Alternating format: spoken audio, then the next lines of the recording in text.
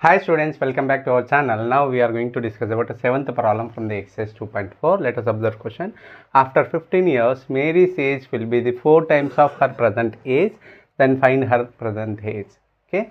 So what we are given? We have given that the 15 years later, after 15 years, Mary's age will be the 4 times of her present age. So and we are asked to find out her present age. So if I suppose that let x be the Mary's present age.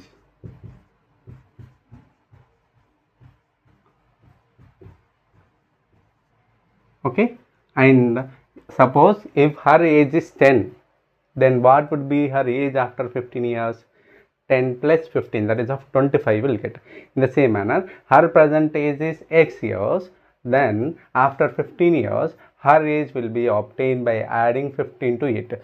So, after 15 years,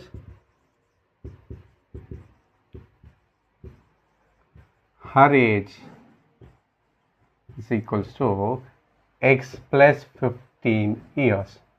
Okay, but what we have given? We have given the relation between her age after 15 years and present age. From the question, what is given? We have given that after 15 years, her age will be 4 times of her present age. What is her present age? That is of x.